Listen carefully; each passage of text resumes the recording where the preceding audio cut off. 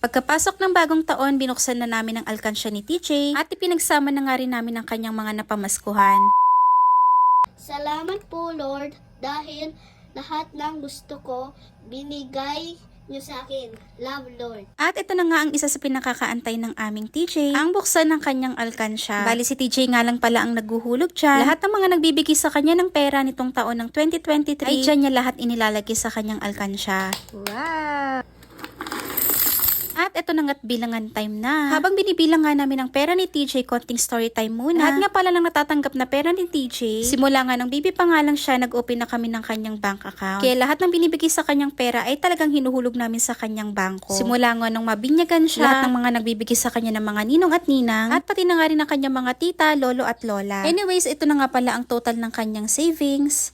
4,533 pesos, lahat-lahat. 4,533 pesos nga pala si TJ. At bukod nga dyan, idagdag pa nga ang kanyang mga napamaskuhan. This time nga muna pala ay hindi muna namin ipapasok sa kanyang bank account ng kanyang mga pera. Para maiba naman at ma-enjoy niya ang kanyang money. Bali, ang sabi nga namin ay bilhin niya lahat ng mga gusto niya. Dagdag experience na nga rin ito at nang ma-enjoy niya naman. Unang-una nga sa listahan ng kanyang wishlist, ang makabili nitong roller skates. At dito nga pala sa SM North EDSA nag-shopping si TJ. At dito nga pala kami nakabili sa may third floor main building ng SM. Chaser yung name ng store. At nang mapili na nga namin yung roller skates, diretso naman kami dito sa may department store. At gusto nga pala ni TJ bumili ng white rubber shoes. Kaya ayan, hinilera na nga namin lahat ng mga kulay white. At ito nga pala yung pinaka nagustuhan ni TJ. Yun nga lang, sayang lang at wala na palang stocks nito. Kaya itong Minnie Mouse na nga lang ang kanyang nabili. Pero goods lang din naman dahil medyo same lang din naman sila ng design. Tapos ayan, trinay lang naman ni TJ itong rubber shoes na may gulong. Nabili na nga rin pala kami ng bagong pants. At shirts ni TJ, hindi ko na nga lang napakita dito sa video. Tapos napadaan nga pala kami dito sa may Roblox na t-shirts. At hindi nga pumayag si TJ na hindi siya makakabili dito kaya bumili pa ulit kami ng isa pa. Bali marami-rami na nga rin ang nabili namin sa mga pera ni TJ. Bali ang pinaka-last nga ay pumunta kami dito sa store ng Crocs. At ayan nga red na classic ang kanyang napili. So bali pinaka-last na nga yan dahil naubos na rin talaga ang kanyang money. Bali nasa 7,000 kasi ang total money niya. Kaya ayan medyo marami na nga rin siyang nabili. At kung nandito ka na nga sa part ng video na to, i-comment mo na yung hula mo kung magkano na yung total savings ni TJ simula nung maliit pa siya. Kahit hindi naman eksaktong-eksakto pero pipili ako sa pinakamalapit na digits. Mabalik naman tayo dito sa video, napadaan nga pala kami dito sa may Goldilocks. At eto nga't napabili nga pala kami ng Dioras. At natsyempohan nga namin na buy one take one ang kanilang roll cakes. Pati na nga rin ang kanilang mga round cakes dito. Tapos napadaan naman kami dito sa may candy corner. At napabili nga lang pala si TJ dito ng worth 100 pesos na candies. At ayan, para marami nga siyang matikman, kada variant pa isa-isa lang or dalawa lang ang pinalalagay namin sa plastic. O diva hacks nga yan. O siya, i-comment mo na kung magkano yung total savings si TJ. At baka ikaw na ang manalo ng 500 petot na Gcash. Comment na. Ayun lang. Bye!